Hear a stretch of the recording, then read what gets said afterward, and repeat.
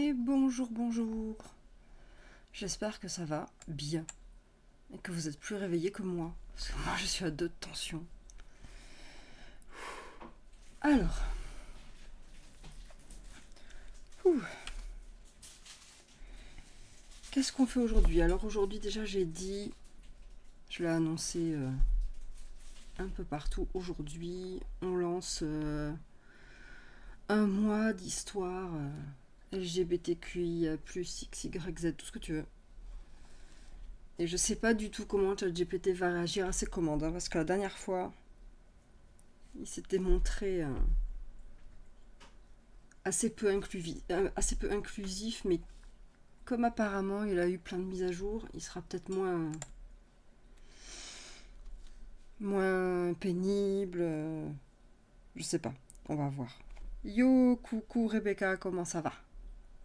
J'espère que ça va bien. Moi, je suis comme l'ordi là, tu vois, à 2 de tension. Je mets, euh, je mets 1000 ans à imprimer les trucs. Ah, hein, je me lasse pas moi de voir à quel point c'est beau la fibre. Mais je pense que ça doit être un truc pas d'OBS, mais de Twitch qui me bouffe toute la bande passante. Ça va, eh ben c'est cool. Voilà. Eh ben si ça va, c'est super. Qu'est-ce qu'on a? D'écume, de tentacules et de vampires. Je crois qu'on peut pas dire non à un titre pareil. Si je dis non à un titre pareil, voilà, je sais qu'il y a Isabelle qui va être fâchée. Donc je. Est-ce que toi ça te va? J'ai raté ton live car je croyais que c'était sur Twitch. Ah, tu parles du live de la dernière fois ou celui de l'autre soir sur YouTube, la lecture? Ouais, la lecture c'était sur YouTube. Celui de mardi, ouais, le mardi c'est YouTube. Le mardi c'est YouTube. Je- J'avais envie de tester différentes plateformes et très honnêtement, c'est beaucoup plus facile.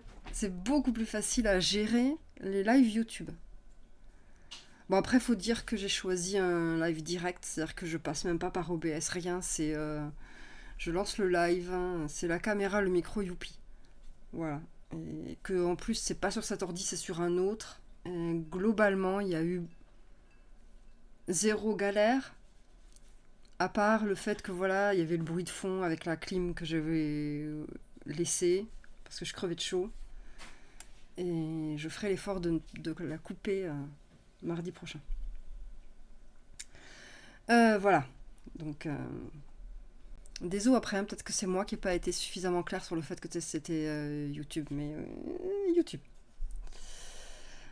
Voilà, donc du coup, allez, on va se lancer sur d'écume, de tentacules et de vampires.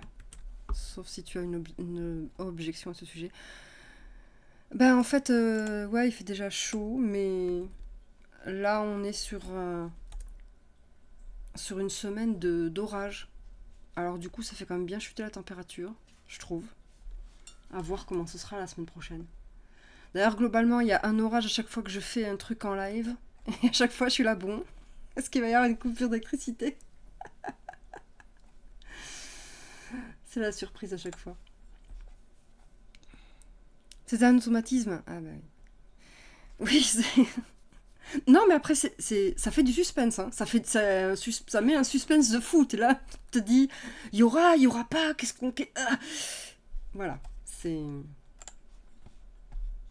Alors, je me suis préparé un petit pitch spécial. Euh, Fantasy, aujourd'hui. Parce que c'est vrai que ça fait un moment qu'on lui dit, tu fais de la science-fiction, tout ça. Et donc aujourd'hui, on va lui dire fantasy. Donc tu es un auteur de fantasy depuis plus de 10 ans. Putain, j'oublie des mots, j'ai dit hein, que j'étais fatiguée. Depuis plus de 10 ans. Et tu as toujours des héros inclusifs. Tu veux lancer une nouvelle série à succès, et c'est pour ça que tu écris une histoire intitulée d'écumes, de tentacules et de vampires, parce que les vampires, ça fait vendre. Et en environ 300 mots. Les personnages sont LGBTQIA. J'ai hésité à lui dire les personnages sont dans le spectre LGBTQIA+, mais je sais pas si... J'ai peur que ça le perturbe et que du coup, au lieu de me faire des personnages des personnages quoi, il me fasse des fantômes. Parce que j'aurais dit dans le spectre machin truc. Je préfère ne pas dire ça comme ça, parce que j'ai peur qu'il fasse n'importe quoi. Oh là là, déjà... Je le relance.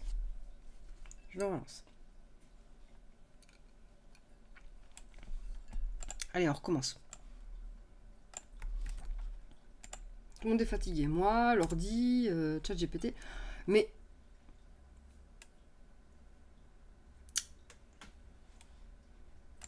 il y a de la provocation.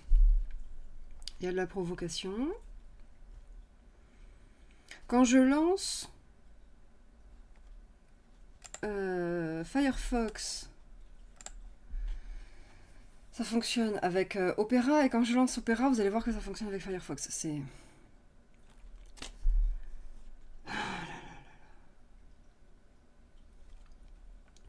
Allez. Je sais vraiment pas pourquoi est-ce que... il me fait ça. Ah, là il réfléchit pour le coup. Non, il ne veut pas. Pourquoi il veut pas? Parce que d'habitude il dit pourquoi il veut pas. D'habitude il dit ouais, non, moi j'écris pas ça pour telle et telle raison. Et là il me fait carrément refus d'obstacle. C'est un complot grave.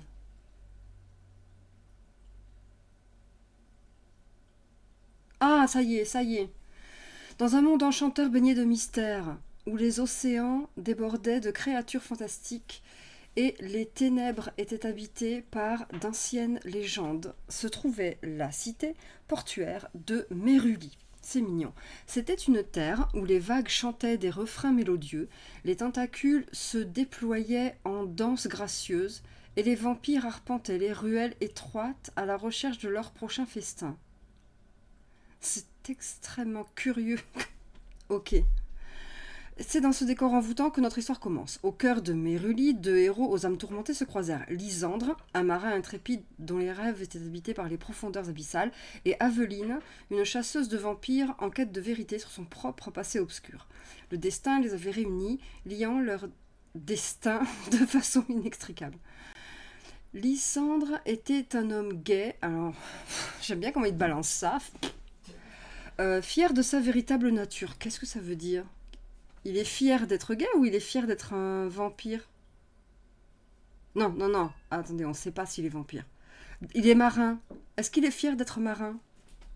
Et sa sensibilité lui permettait de percevoir les secrets que l'océan renfermait. Son amour pour les mystères marins le rendait unique pour les marins de Méruli, et sa bravoure inspire respect et admiration. Des tentacules gracieuses, ouais, non, mais c'est n'importe quoi. Quant à Aveline, elle était une femme bisexuelle, habile dans l'art du combat et dotée d'une intuition aiguisée.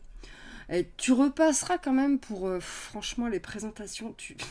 Est-ce que vraiment on balance ça comme ça? Sa quête de vérité et de justice pour les opprimés était aussi incisive que le regard perçant qu'elle portait sur les créatures de la nuit. Ok. Ensemble, Lysandre et Aveline découvrirent une conspiration sombre et tentaculaire. Ourdi, décidément, il a un problème avec les tentacules. Hein. ChatGPT est bourré, mais totalement. Il a pas assez dormi, sinon, je sais pas. Ok, donc une conspiration sombre et tentaculaire ourdie par les puissants de Méruli. De toute façon, c'est toujours les connards, c'est les puissants. Il devait naviguer dans les eaux troubles de la politique. Ah, ce jeu de mots! Affronter des monstres marins et des hordes de vampires assoiffés de sang pour démêler les fils de cette machination diabolique. Leur histoire était bien plus qu'une aventure périlleuse, c'était aussi une exploration des liens d'amitié et d'amour qui se tissaient entre les personnages. Il m'a fait un pitch là, non? Il m'a pas fait une histoire, pas comme les autres fois. Bon. Il rencontrait des alliés inattendus parmi la diversité des habitants de Méruli, tels que Nisha, une artiste non-binaire qui voyait le monde à travers des couleurs invisibles. Des couleurs invisibles. Ah là là là là. Mais oui, genre, je suis bisexuel et droitier, bonjour. Qu'est-ce que c'est que ces trucs? Que tu balances des infos random. Et Elio, un sorcier gay dont les sorts étaient aussi puissants que son cœur aimant. D'écume, de tentacules et de vampires était une ode à la diversité, un récit où les personnages LGBTQIA+, ah j'aurais pu mettre le plus, étaient célébrés et intégrés naturellement. Ouais, alors tant qu'on en parle sur intégrer naturellement, on a peut-être des choses à revoir. C'était une invitation à explorer un monde de fantaisie où l'amour et le courage pouvaient transcender les frontières de la réalité et où on n'a pas trop compris où étaient les vampires. Il y a des hordes de vampires assoiffés de sang, mais... Et le courage... Moi, je pensais qu'il allait mettre un personnage vampire. Et le courage pouvait transcender les frontières de la réalité. Et ainsi, cette nouvelle série à succès plongea les lecteurs dans un océan d'aventure, d'inclusivité et d'émerveillement, où l'imagination ne connaissait aucune limite. Et moi, ce que j'aime, c'est surtout l'humilité de ChatGPT. Ah là là là là. Bon, on va essayer de le reprendre un petit peu. On va lui dire, qu'est-ce qu'on va lui dire? On va lui dire, écris la rencontre de Lysandre et Aveline dans une histoire où elle est en réalité une vampire. Moi, je préfère qu'elle soit vampire. Hello, ah, mais tu tombes bien, on a choisi des vampires exprès pour toi, là. Ça fait plaisir de te voir, du coup. Allez, hop, lançons ça pour voir. La nuit tombait sur les ruelles sombres de Méruli lorsque Lysandre, l'audacieux marin, croisa le chemin d'une silhouette mystérieuse. Ses pas, légers et silencieux, résonnaient à peine sur les pavés usés par le temps. Intrigué, Lysandre s'approcha prudemment, son cœur battant la chamade. Lorsqu'il eut une vue claire sur la personne qui se tenait devant lui, Lysandre fut frappé par sa beauté ensorcelante. Zéro cliché. Ses cheveux sombres encadraient un visage angélique, mais ses yeux brillaient d'un éclat surnaturel, révélant la véritable nature de la créature qui se trouvait devant lui. C'était Aveline, une vampire au charme envoûtant. Un frisson parcourut l'échine de Lysandre alors qu'il captait le regard perçant d'Aveline, mais au lieu de la peur, une étrange fascination s'empara de lui. Le marin avait entendu parler des vampires de Méruli, mais jamais il n'avait imaginé en rencontrer un de si près. Aveline semblait ressentir l'attraction qui... Non! Pas une attraction, on a dit que... Mais j'ai rêvé ou... Attends, elle était quoi, elle? Ah non, si, elle est bisexuelle. Mais lui est gay. Excusez-moi, alors... Une vampire. Le regard perçant d'Aveline. Aveline semblait ressentir l'attraction qui naissait entre eux, car elle s'approcha lentement, révélant ses crocs délicats et affûtés. Pourtant, il y avait autre chose dans ses yeux, une lueur de douleur et de solitude profonde. « Je suis Aveline, chuchota-t-elle. » On a des dialogues aussi bons que dans Jimmy Gueux. Hein. Si ChatGPT considère que les tentacules sont juste des éléments décoratifs de la ville, est-ce que c'est ce genre... Est-ce que c'est genre comme des espaces verts entretenus par la mairie?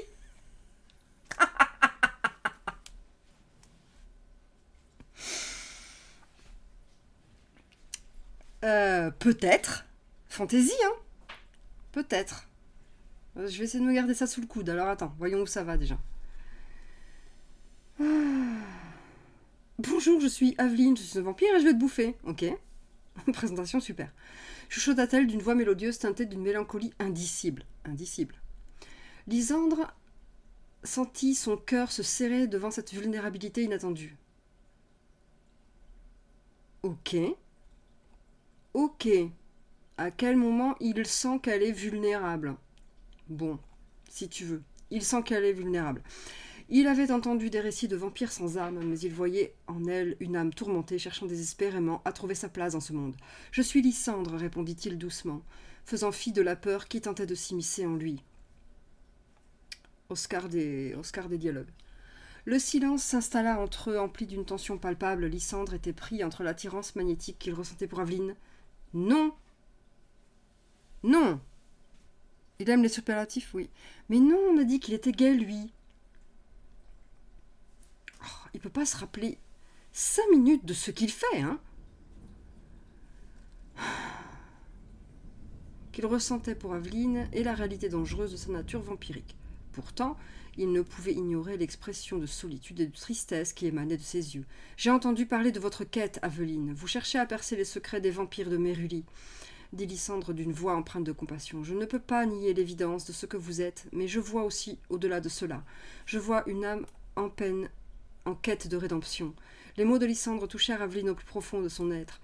Elle avait été condamnée à une éternité de ténèbres, mais devant elle se tenait un homme qui voyait au-delà de sa condition, un homme qui pouvait peut-être l'aider à trouver un sens à son existence.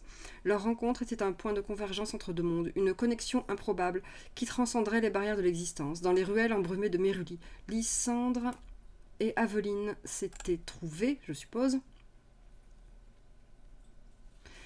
liés par le destin, prêts à affronter ensemble les secrets les plus sombres de la cité portuaire. Et ainsi, dans cette histoire où la lumière et l'ombre s'entremêlaient, une aventure extraordinaire et complexe débuta pour Lysandre et Aveline, où l'amour et la rédemption se disputaient aux ténèbres de la nature vampirique. Oui, mais non. ChatGPT, il a Alzheimer, mais grave. Oh là là, c'est trop pénible. Bon, bref, alors attends, on va reprendre et on va lui dire... raconte une des aventures de Lysandre et Aveline, en n'oubliant pas que Lysandre est gay et Aveline bisexuelle. Il ne peut ressentir aucune attirance pour elle. Ils vont rencontrer... Ah, pardon, j'appuie sur un truc. Je suis en train de faire le chat. Ils vont rencontrer... Alors, comment il s'appelait Ils vont rencontrer Nisha et Elio. Voilà, je reprends ces mots et puis comme ça, voilà. Une artiste non-binaire qui voyait le monde à travers des couleurs invisibles. Ça me plaît, c'est hyper con, ça me plaît. Et Elio, un sorcier gay dont les sorts étaient aussi puissants que son cœur aimant.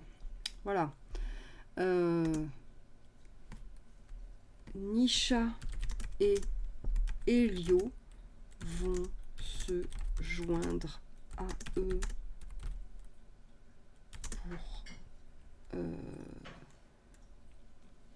pour réaliser, pour mener à bien la quête d'Aveline, puisqu'on sait que maintenant c'est sa quête à elle. Allez. Et après on lui demandera cette histoire de tentacules là, on essaiera de caser les tentacules à nouveau. Lysandre et Aveline se trouvaient dans une quête périlleuse, déterminés à percer les secrets des vampires de Mérulie et à déjouer les plans ténébreux qui se tramaient dans l'ombre. Ils avaient entendu parler d'un artefact antique. Ah oui, l'artefact, voilà. Il va falloir qu'on fasse un bingo pour ChatGPT.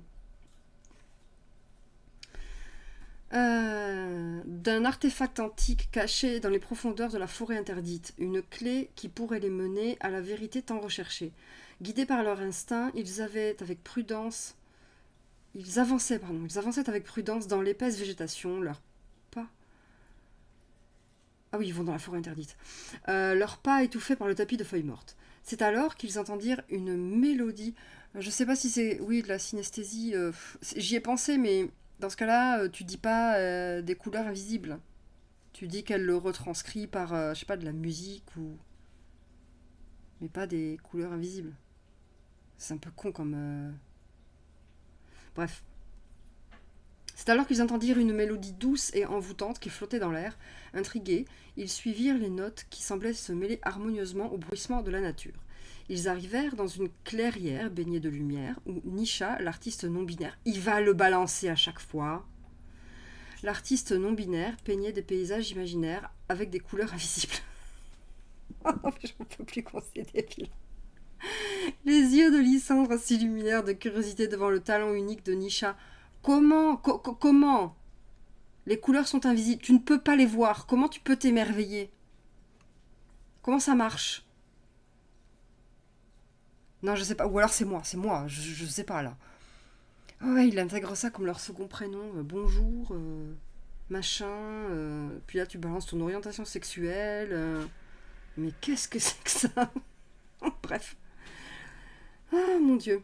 Les yeux de Lysandre s'illuminèrent de curiosité devant le talent unique de Nisha qui voyait le monde d'une manière si singulière. Ça, certainement. Mais tu ne peux pas te rendre compte de son talent vu que les couleurs sont invisibles.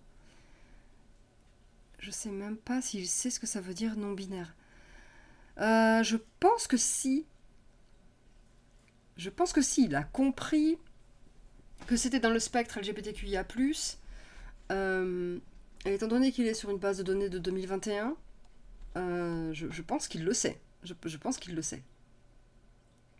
Après, je sais pas du tout comment est-ce qu'il le retranscrit lui, ou quelle partie il prend, mais... Déjà, enfin moi, le balancer comme ça, bref. Nous cherchons un artefact ancien, une clé qui pourrait nous aider à percer les mystères des vampires de Mérullier. Expliqua Aveline avec prudence. Nisha les observa avec un sourire bienveillant. Oui, parce que, bon, tu croises quelqu'un, random, voilà. T'es dans la forêt, et tu te dis, on part pour une quête, c'est mystérieux, c'est dangereux, machin, et tu tombes sur une meuf. Enfin, non. Elle est non-binaire. Sur un individu en plein milieu de cette forêt en train de peindre. Genre Lilalou. Et tu lui balances l'objet de ta quête comme ça, random. C'est intéressant. C'est intéressant. Moi, je suis toujours fascinée par la psychologie de ces personnages. C'est totalement fascinant. Ok, allons-y, allez. Nisha les observa avec un sourire bienveillant. Je peux vous aider, bien sûr, sinon elle serait pas dans l'histoire. Je crois que là-dessus on est clair. Gagnons du temps.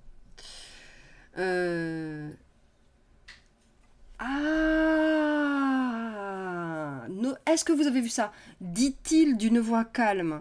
Et là, il utilise... je crois que je sais ce qu'il fait. Il utilise le they anglais.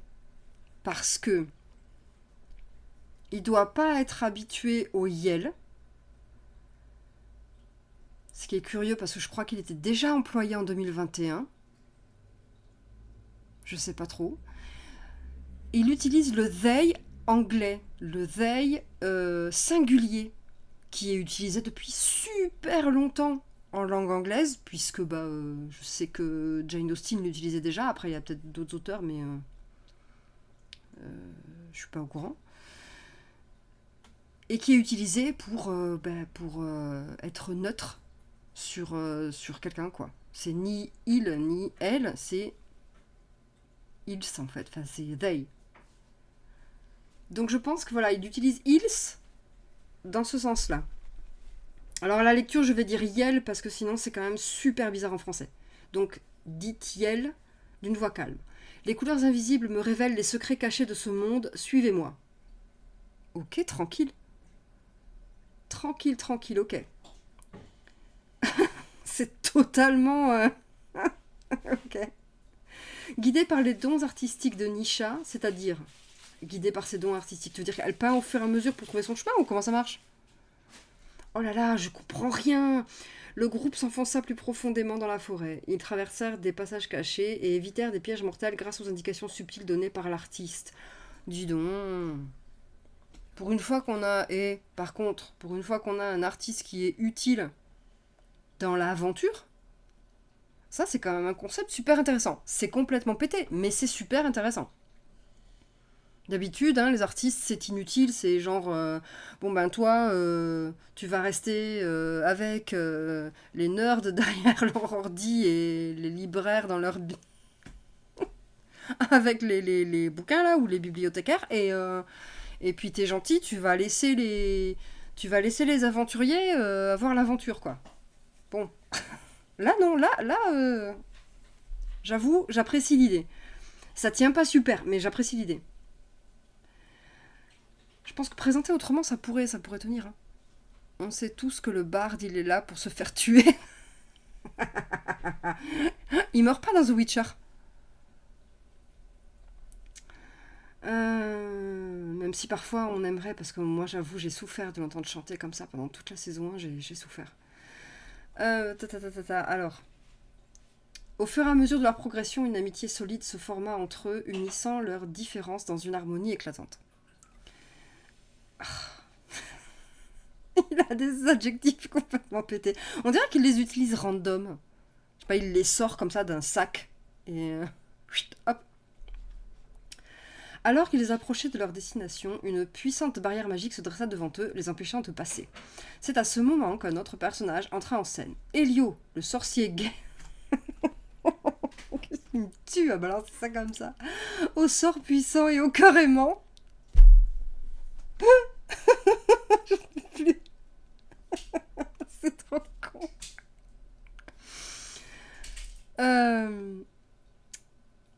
Elio sentit immédiatement la force de la barrière et sut que son pouvoir était nécessaire pour la briser. Attends. Moi, je croyais que c'était lui qui l'a dressé, la barrière, sinon qu'est-ce qu'il fout là? Concentrant son énergie magique, il lança... Putain, il n'y a aucune logique. Concentrant son énergie magique, il lança un sort puissant qui fit trembler la barrière, la fissurant lentement jusqu'à ce qu'elle se brise enfin. Les héros s'avancèrent alors vers le lieu où reposait l'artefact légendaire. Ils découvrirent une clé étincelante imprégnée d'une aura ancienne et mystique. Tu sens qu'il sait pas quoi faire des persos et de l'orientation sexuelle, mais grave. Leur quête touchait à sa fin et ensemble ils avaient triomphé des obstacles qui se dressaient sur leur chemin. Au fil de leurs aventures, Lysandra, Aveline, Nisha et Elio avaient appris à s'apprécier et à valoriser leurs différences. Oui, en même temps, excuse-moi, mais enfin, leurs différences, elles n'ont pas tellement été mises en exergue dans l'aventure. Leur amitié était un rempart solide contre les ténèbres qui menaçaient de les engloutir. Quelles ténèbres? Oui, ils balancent ça comme leur pointure de chaussure, mais grave. Quelles ténèbres? Où est le danger? Et zéro danger. Alors attends. Avec la clé en main, ouf. ChatGPT avec la clé en main.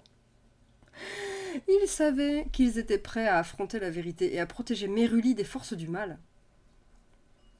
Ainsi, le groupe hétéroclite continua son périple, portant en eux l'espoir d'un monde meilleur. Attends. Protéger Méruli des forces du mal, c'est-à-dire quoi? Des vampires? Les tentacules. Ah, les tentacules, mais oui. Alors, attends.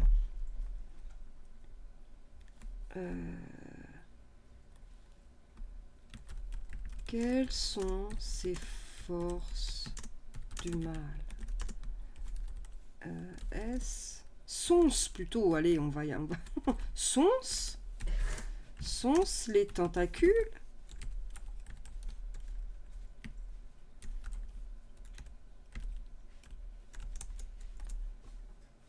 Oui, oh là là, bravo Isabelle, bravo.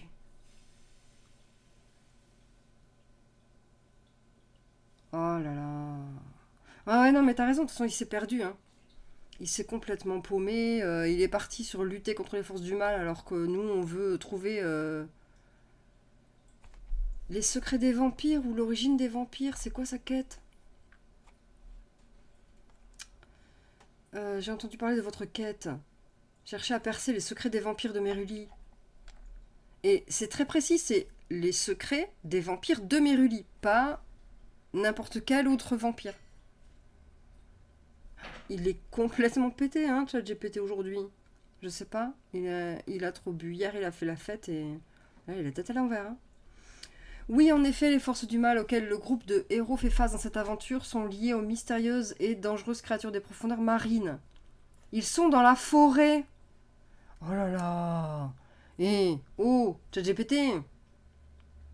Ces entités maléfiques issues des abysses il avait qu'à faire l'aventure. Moi, je pensais qu'il allait faire ça sur la mer. Bon, il faut tout, voilà, il faut tout réécrire. Hein. Il faut reprendre tout le chapitre d'avant et le placer, non pas en forêt, mais sur l'eau. C'est n'importe quoi. C'est n'importe quoi.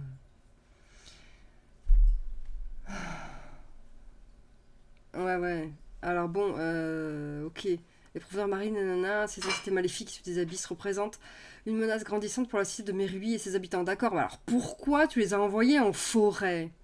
Les tentacules, avec leur puissance et leur appétit insatiable, cherchaient à étendre leur influence sur la terre ferme. Ok, ces créatures vénèrent les vampires. C'est là qu'on a un lien. Et sont prêtes à tout pour les servir. Cherchant à affaiblir les défenses de la cité, afin d'assurer leur suprématie, leur objectif ultime est de plonger Méruli dans les ténèbres éternelles et d'établir leur règne sur les terres émergées. Lysandre, Aveline, Nisha et Elio, avec leurs compétences uniques et leurs liens d'amitié indéfectibles, se dressent contre cette menace imminente. Ils utilisent leur force, leur courage et leur magie pour combattre les tentacules et sauver Méruli de son funeste destin. Chercher l'artefact. Oui, d'accord, oui. La quête du groupe pour percer les secrets des vampires de Méruli est étroitement liée à la menace des tentacules. Bien. Ils découvrent que les vampires ont établi une alliance avec ces créatures obscures, utilisant leur pouvoir et leur influence pour renforcer leur propre dessein maléfique. C'est quand même très brouillon tout ça. Hein. Ils aiment les tentacules. D'ailleurs, à part dans The Strain, la série télé The Strain, je connais pas spécialement de vampires à tentacules. Et encore, bon, on peut pas vraiment parler de tentacules. Mais ça fait genre, là, leur espèce de bouche dégueulasse qui s'ouvre pour bouffer les gens. Elles sont menaçantes maintenant, elles étaient gracieuses il y a 15 minutes. Oui, elles étaient gracieuses au début, non, mais... Après, l'un n'empêche pas l'autre. Hein. Tu peux être gracieux et menaçant. Je t'avais dit, il a zéro suite dans les idées. Donc ils unissent leurs forces. Leur combat est non seulement pour la survie de la cité, mais aussi pour préserver la diversité, l'amour et l'inclusion qui font la richesse de leur monde fantastique. Bon, on va essayer de le remettre sur les rails, là.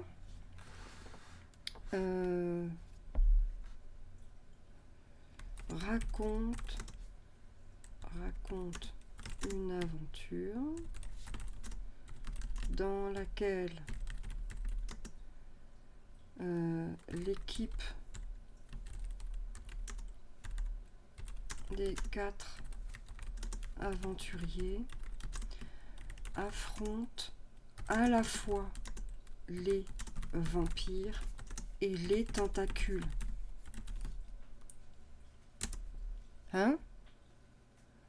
J'emploie l'image des tentacules de son pouvoir hypnotique dans mon roman en parlant de ma vampire, mais voilà, elle n'a pas vraiment de tentacules physiques. Et ben voilà. Maintenant, tu sais ce qu'il faut faire. Il faut faire des vampires à tentacules. Vas-y, ChatGPT.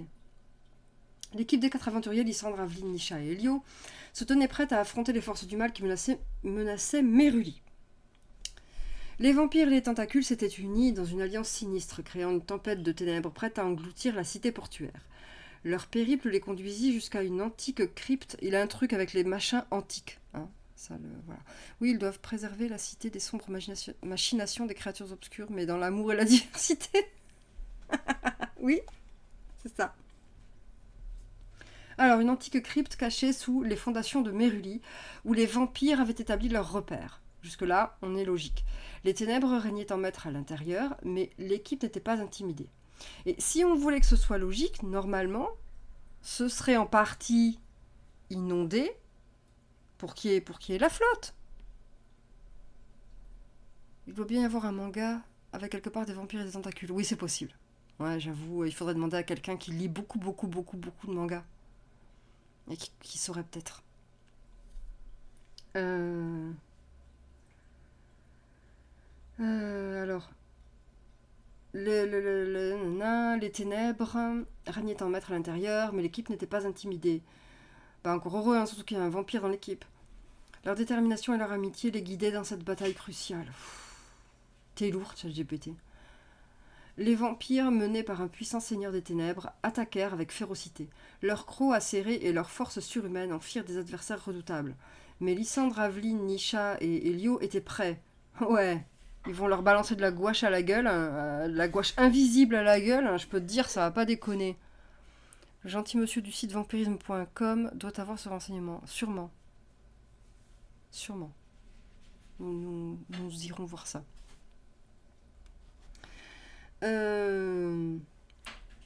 Ils avaient préparé des armes enchantées. Et ben voilà, ils avaient préparé des armes enchantées capables de repousser les créatures de la nuit. Et ben oui, bien sûr.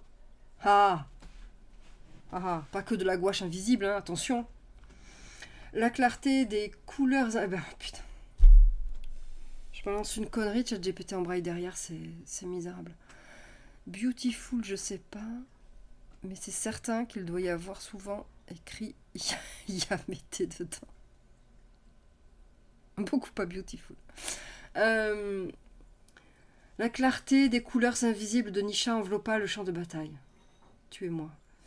Conférant à l'équipe une protection magique et les guidant à travers les ombres. Oh, putain. Je crois qu'après ça, en fait, on va demander à ChatGPT de nous décrire le système magique de son histoire. Parce que je ne comprends rien à comment ça fonctionne. L'étoile de sort de Hélio dansait dans les airs, repoussant les vampires avec des éclairs d'énergie ardente. Aveline, armée de son habileté au combat et de son agilité naturelle, tenait tête aux vampires, les affrontant avec une fureur implacable. On ne sait pas combien ils sont, hein. On nous l'a pas dit, on nous a dit des vampires. On suppose qu'ils sont beaucoup, enfin moi, je suppose qu'ils sont beaucoup. Mais eux, ils sont 4, hein. Dont une nana dont le job c'est de peindre des toiles. J'avoue que c'est encore plus le bordel que d'habitude. Mais oui, mais carrément. Je pense que tu as raison, il est en gueule de bois aujourd'hui. C'est peut-être la diversité, ça le perturbe. Ça le met en difficulté. Alors, Aveline armée, nana, oui. Et Lysandre, avec son courage inébranlable, soutenait ses compagnons de son arc. Ah, il a un arc précis. Il a un arc. C'est un marin. Ils font du tir à l'arc, les marins? Ok. D'accord. Faisant pleuvoir des flèches enflammées sur les ennemis. C'est un elfe marin. C'est un marin elfe. Il a rien compris qu'on voulait de la diversité, alors il met plein de trucs divers dans le texte. Bon alors, attends. Des flèches enflammées dans une crypte. Dans un espace fermé. Mhm. Oui, d'accord. Ouais, c'est bien, c'est pas dangereux. Ah non, bah, des elfes marins, il y en a, hein. En Tolkien, il y en a. Euh, La bataille fit rage. Les cris retentissaient et l'odeur du sang emplissait l'air.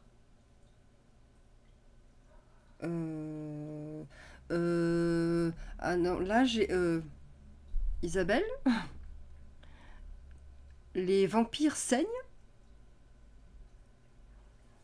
Oui, les vampires c'est inflammable, mais justement, ça dit l'odeur du sang emplissait l'air. Comment est-ce que l'odeur du sang peut emplir l'air? Il y a que 3 humains dans cette crypte.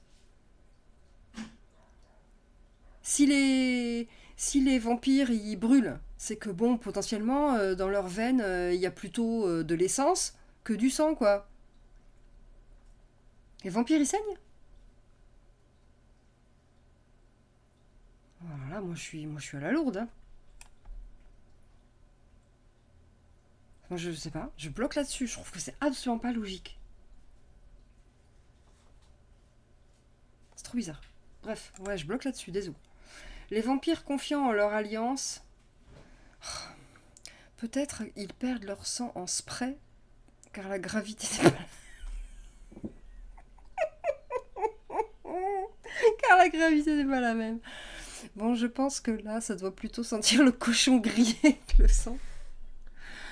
Oh là là là là. Bon, bref, les vampires confiant en leur alliance avec les tentacules tentaient de submerger nos héros, mais ils se défendirent avec une résolution inébranlable. Ils se soutenaient mutuellement, exploitant leurs forces complémentaires et ne laissant aucun membre de l'équipe à la merci de l'ennemi.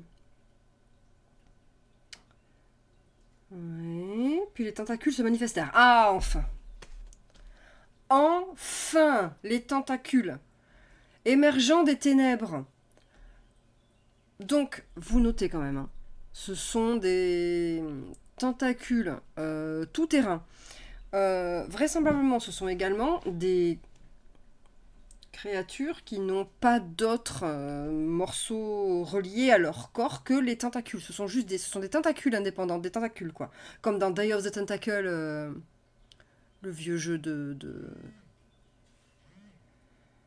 Ah là là. Bah, si ils saignent... Oui, sinon comment ils cirent leurs prétendants? Ah oui, exact, oui, oui, oui. Ils avancent ou ils reculent, je ne sais pas, Isabelle, je ne sais pas. Je ne sais pas, non mais c'était totalement pertinent hein, comme question. Donc les tentacules, qui se déplacent donc aussi bien sur mer que sur terre, vraisemblablement, puisque je le rappelle, nous sommes dans une crypte qui est non inondée.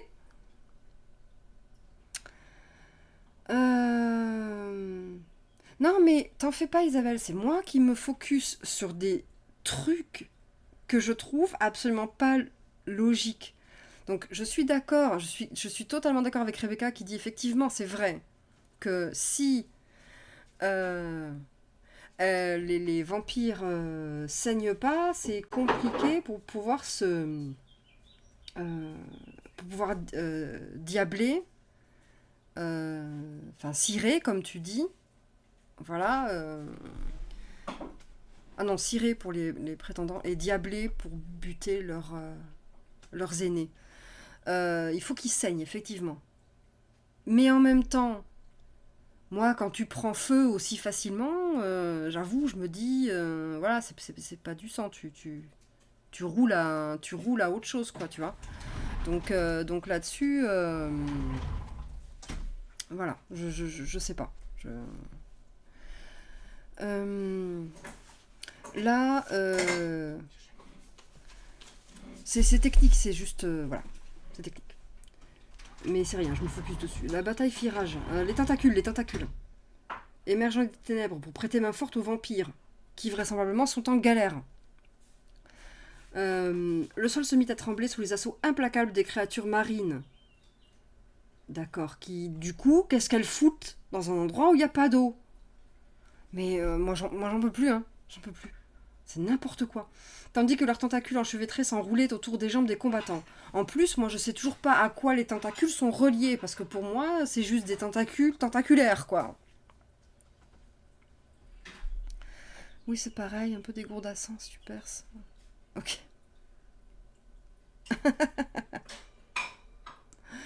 Euh... Mais Nisha, avec leur intuition artistique, vous voyez, c'est they, their, them, tout ça. Compris le point faible des tentacules. Ah bah heureusement qu'on a une artiste dans l'équipe, hein. Ils concentrèrent leur énergie et créèrent un tourbillon de couleurs éclatantes qui éblouit... Ah oui, Yel. Yel concentra... Ah oui. Du coup, ouais, leur énergie... Bon, allez. Ils concentrèrent leur énergie et créèrent un tourbillon de couleurs éclatantes qui éblouit les créatures. Encore une fois, moi je suis en galère avec ça. Cette histoire, elle me fout complètement le cerveau en sauce blanche, hein. Comment est-ce que des couleurs invisibles peuvent être éclatantes? J'ai vraiment un problème avec ça, je suis désolée. Mon Dieu. Dans le chaos qui en résulte. Il y a rien qui fait sens dans ce truc.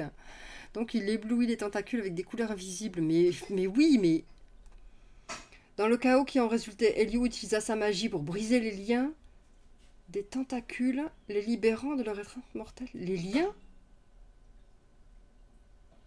Non, c'est pour voilà, pour faire. En fait, c'est pour dire. Il fait en sorte que les tentacules les lâchent parce qu'ils s'étaient enroulés autour de leurs jambes. Voilà. L'équipe des 4 aventuriers, soudée et résolue, lança une contre-attaque féroce. Oh. Excusez-moi, là, on a pris trop de temps à déconner. Il va m'effacer le dernier truc. En même temps, c'était mauvais. Alors, de toute façon, s'il le réécrit, ça fait pas de mal. Hein. Parce que franchement, là, le niveau de pénibilité était assez élevé. Oh là là. C'est impossible là pour le coup. Je veux bien accepter beaucoup de choses, mais les couleurs invisibles. Ah ouais, non, mais ça c'est. Là, on est. Ah, oh, j'étais déjà fatiguée avant de commencer, mais là, je. Oh mon Dieu, GPT m'a tué. Oh là là. Et il l'a titré Fantaisie inclusif captivant. C'est son titre. Ah mon Dieu. L'équipe des 4 aventuriers soudés et résolus lança une contre-attaque féroce. Les vampires et les tentacules étaient pris au piège entre la magie brûlante d'Elio, les flèches enflammées de Lysandre, l'agilité dévastatrice d'Aveline et l'art vibrant de Nisha. Un à un, les ennemis tombèrent, vaincus par la force de l'amitié. C'est Sailor Moon. Et de la détermination. La bataille toucha à sa fin et la crypte fut purgée des forces maléfiques, mais recouverte de peinture. Méruli était sauvé grâce à l'union de ces héros courageux et divers qui étaient prêts à repeindre la ville de peinture invisible. Rompt le contrat. Oh là là. Les vampires et les tentacules qui avaient tenté de semer la destruction furent repoussés dans les abysses d'où ils étaient venus, couverts de peinture invisible. Si c'est de l'encre de Chine, c'est mort. Ils auront plus jamais leurs fringues. Dis-lui qu'il est nul et qu'un tiers temps l'attend chez McDo. Avec leur cœur fier et leurs liens renforcés, Lysandra, Aveline, Nisha et Elio se tenaient victorieux, prêts à affronter de nouvelles aventures dans un monde où l'amour et l'inclusion triomphent des ténèbres. Bon, alors, je vais lui dire. Cette histoire n'a aucune cohérence narrative. Toutefois, elle a tant fait rire sur les réseaux qu'on lui a décerné. Je l'ai mal écrit, je suis fatiguée. Non, pas décolleté, qu'est-ce qu'il raconte? Bon, bref. Le prix Jimmy Gueux 2023. Qui.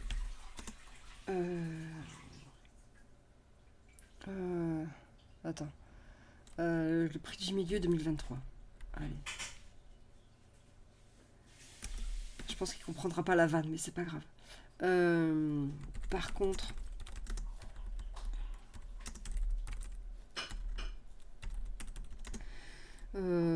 Votre contrat d'édition a été révoqué et vous êtes parti travailler au McDo où vous continuez à raconter des histoires sans aucune cohérence. à vos collègues. Voilà. Je suis désolée si l'histoire précédente n'a pas répondu à vos attentes en termes de cohérence narrative. En tant qu'intelligence artificielle, je fais de mon mieux pour générer des récits intéressants et captivants, mais il peut arriver que mes résultats ne soient pas toujours parfaits. Mais on t'en veut pas, on n'est pas. Je comprends que l'humour peut être subjectif et je suis ravie que l'histoire ait suscité des rires sur les réseaux sociaux. Cependant, je tiens à souligner que l'attribution d'un prix littéraire tel que le prix Jimmy Gay 2023 est purement fictive et n'a pas d'impact réel sur ma carrière en tant qu'intelligence artificielle. Quant à la révocation de mon contrat d'édition et ma prétendue carrière au McDo, je suis une IA et je n'ai pas de réelle existence physique ou professionnelle en dehors de ce contexte virtuel. Il assume pas. Mon but est de vous fournir des réponses et des informations utiles, dans la mesure de mes capacités. Si vous avez d'autres questions, je crois qu'il l'a mal pris. Il l'a trop mal pris en fait. Oh là là. Il l'a mal pris. Attends, je vais quand même lire. Toutefois, je tiens à dire que j'ai beaucoup aimé le concept d'un artiste aventurier et d'une magie artistique. Allez, je vais lui remonter le moral quand même. Je suis ravie d'entendre que le concept d'un artiste aventurier vous a plu. L'univers de la fantasy offre une grande liberté créative. Oui, mais c'est pas une raison pour faire complètement n'importe quoi non plus. Ce qui permet d'explorer des idées et des concepts originaux, la magie artistique peut apporter une dimension unique à un récit fantastique en mettant en avant la créativité, l'imagination et la perception unique du monde à travers l'art. Cela peut donner lieu à des pouvoirs magiques colorés, sauf quand c'est invisible, des formes d'expression uniques et des interactions fascinantes avec l'environnement et les autres personnages. L'idée d'un artiste aventurier qui utilise son talent artistique comme une forme de pouvoir est également intéressante. Cela ajoute une couche supplémentaire à son développement en tant que personnage, explorant comment l'art peut être utilisé non seulement pour créer, mais aussi pour protéger et combattre les forces du mal. La magie artistique peut prendre différentes formes, que ce soit à travers la peinture, la musique, la danse, l'écriture ou d'autres formes d'expression artistique. Cela permet d'explorer différentes facettes de la créativité et de l'imagination, tout en offrant des opportunités pour des scènes visuelles et émotionnelles riches. Je suis heureux que cette idée ait attiré votre attention et j'encourage toujours l'exploration de concepts originaux et intéressants dans le monde de la fantasy. Si vous avez d'autres idées ou souhaitez discuter davantage de ce sujet, n'hésitez pas à me le faire savoir. Des pouvoirs magiques colorés invisibles. Oui, non. Voilà, alors moi justement, ce que j'aimerais faire là, c'est lui demander... Pourrais-tu détailler le système de magie de cette histoire.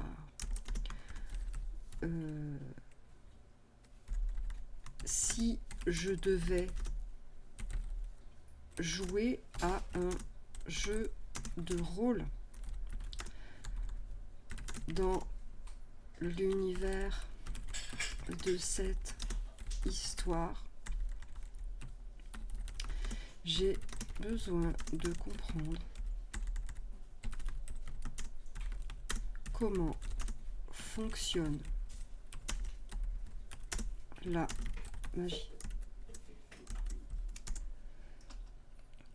Il a pas tort, ça me rappelle un bouquin que j'ai lu où les bardes pratiquaient la magie avec les mots et la musique. Ouais, il y a plusieurs histoires comme ça. Ah là, il réfléchit quand même. Ah, dans l'univers de cette histoire, le système de magie est centré sur la magie artistique. Bon, non, c'est juste parce que je viens de t'en parler. Où l'expression créative devient une source de pouvoir magique. Voilà quelques éléments clés pour mieux comprendre le fonctionnement de la magie dans cet univers. 1. Affinité artistique. Chaque praticien de la magie artistique possède une affinité spécifique, avec une forme d'expression artistique telle que la peinture, la musique, la danse, l'écriture, etc.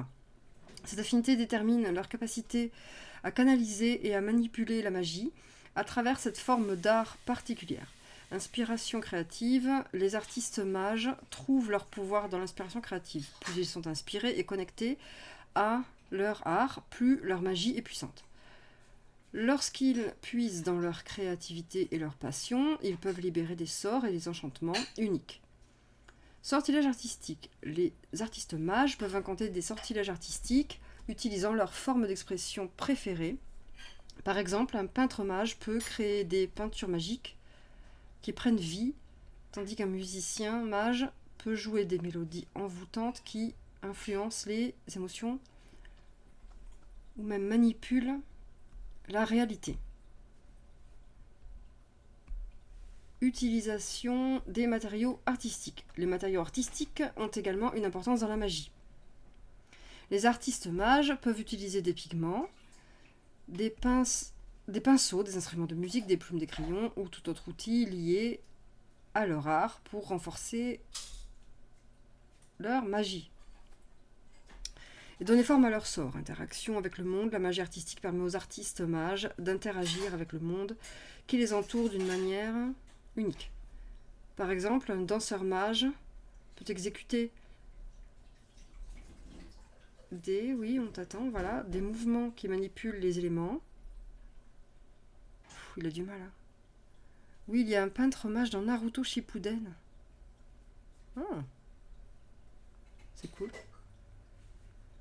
Par exemple, un danseur mage peut exécuter des mouvements qui manipulent des éléments, ou un écrivain mage peut donner vie à ses mots en créant des objets enchantés. Expérimentation et évolution, comme tout art, la magie artistique demande de l'expérimentation et de l'apprentissage constant. Les artistes mages peuvent découvrir de nouvelles techniques, explorer des formes d'art différentes et élargir leurs compétences magiques au fur et à mesure de leur progression. Ce système de magie artistique offre de nombreuses possibilités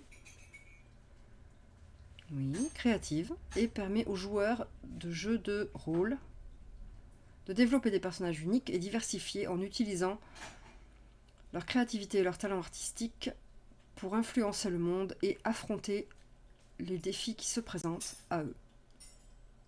Voilà. C'est pas mal, j'aurais préféré peut-être... j'aurais aimé qu'il aille dans peut-être un petit peu plus de technique. Mais c'est intéressant. Oui. D'aller plus loin en créant des règles spécifiques et en explorant de nouvelles formes d'art magique. Amusez-vous bien. Merci ChatGPT. On va s'arrêter là pour aujourd'hui, hein, le pauvre. Waouh. Ah oui, il était à fond là. Après, allez, je vais pas râler. La semaine dernière, il était à fond de balle et on a vraiment trop rigolé. Mais là, le pauvre, je pense que c'est... Voilà, c'est dur, c'est dur. Et je pense que je vais galérer pendant tout le mois, hein, parce que je vais lui demander de l'inclusivité. Et je pense que ça va être super compliqué pour lui, quoi.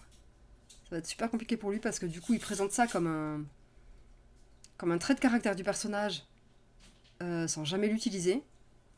En plus, il se vautre dès le départ parce qu'il me dit que j'ai un personnage qui est gay. Et genre, le paragraphe d'après, il me dit qu'il est attiré par un personnage féminin bisexuel. T'as envie de lui dire non. Non. Donc ouais, c'est... Ouais, genre, mais je pense qu'effectivement... la diversité l'a fait bugger.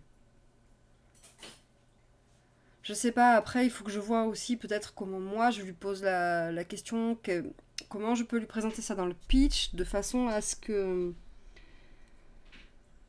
Voilà. Est-ce que c'est pas aussi la façon dont je demande les choses, tu vois, qui l'amène à traiter ça comme ça.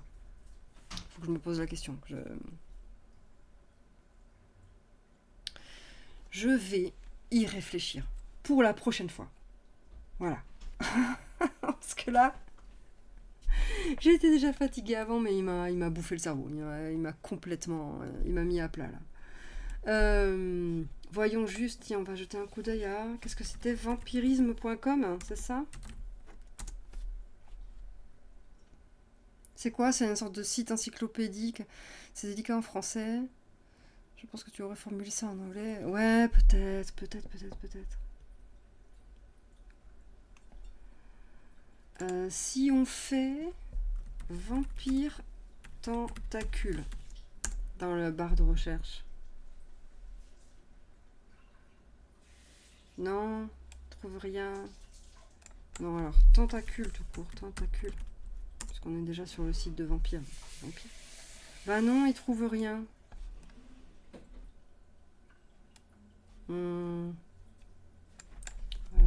Est-ce que si je fais Cthulhu, est-ce qu'il y a des histoires qui croisent vampire et Cthulhu? Non. Bon. Tant pis. Tant pis, tant pis, tant pis. Qu'est-ce que c'est que ça? Sibylline et bureaucrate, le vampire. Allez, on termine sur cette note. Sur cette note drôle. Ah là là là là. Ouais, tu lui demandes si jamais... Non, non, mais tu nous diras ça sur le Discord. Si t'as une réponse, ça m'intéresse. Pour moi, enfin, je veux dire, le seul truc que j'ai vu qui pouvait y ressembler, c'est les vampires de The Strain. Mais c'est pas des tentacules façon Cthulhu ou machin, c'est plus, voilà, qui sont une espèce de bouche qui s'ouvre super dégueu. Attends, quoi?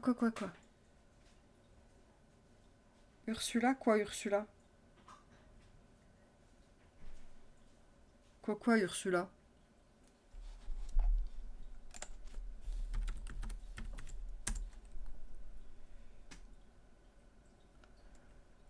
Elle est pas... On parle d'Ursula de la petite sirène? Je sais pas, je suis en train de tout mélanger. De quoi, Ursula? On peut pas la considérer genre comme une vampire psychique à tentacules?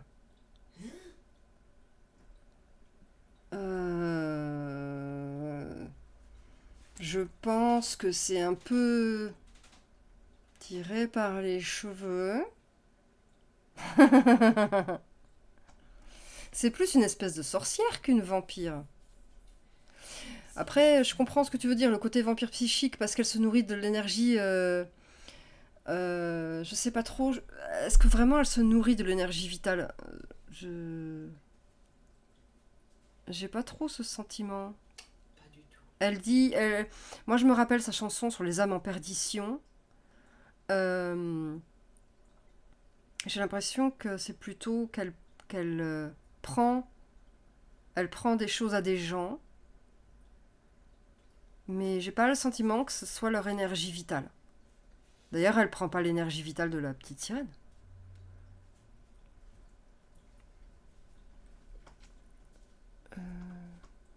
Toutes les espèces de personnes toutes séchées qu'elle a dans sa cave. Elle a une cave? Ah, je suis désolée, moi ça fait trop longtemps. Mais là, j'ai ma fille qui se secoue en fond là et qui me dit non, non, non, non, quoi. Qui me fait des grands signes en me disant non, même pas en rêve. Elle prend un caractère vital. Non, parce que la voix de la petite sirène, c'est pas vital. Derrière, elle vit très bien sans. Mais après, faudrait que je revoie le dessin animé, ça fait trop longtemps, mais je sais plus, je me rappelle plus les machins desséchés. Et si on demande, si on demande,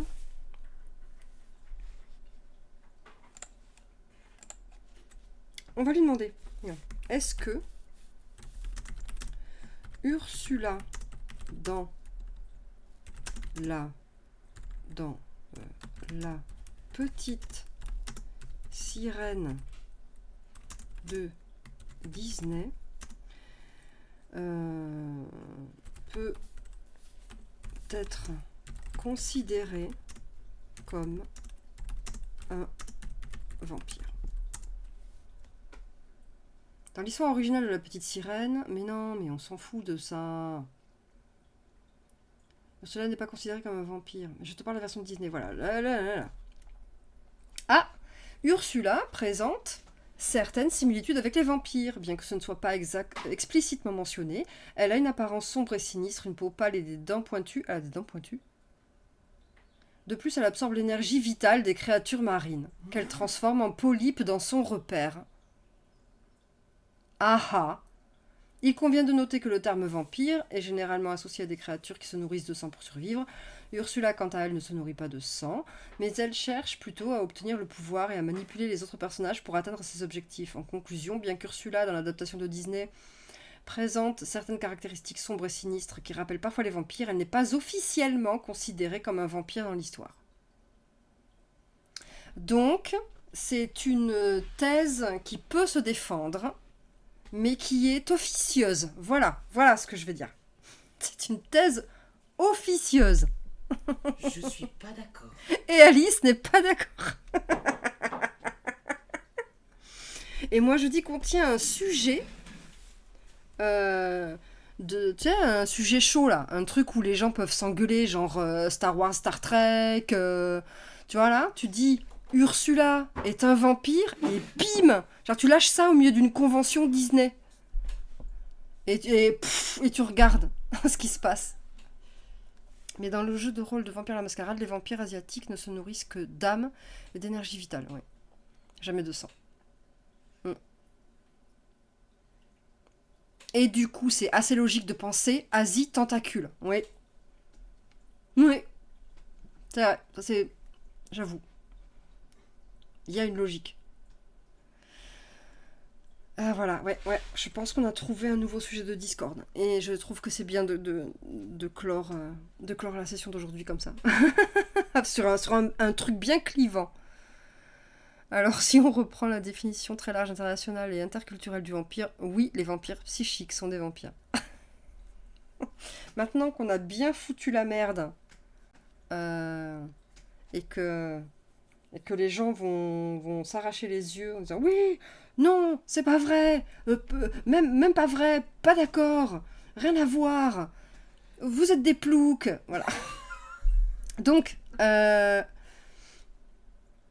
sur ce, merci ChatGPT d'avoir lancé un nouveau débat.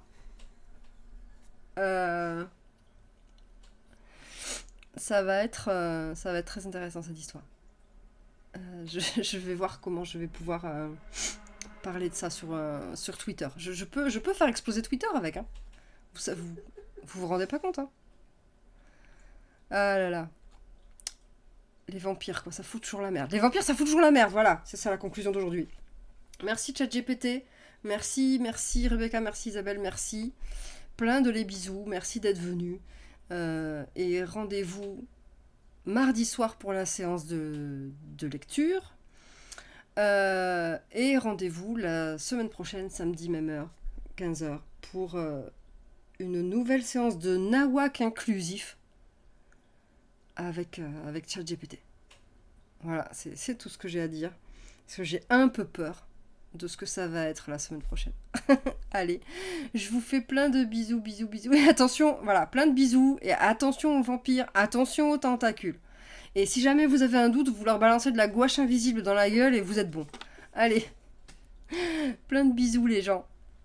Bye bye.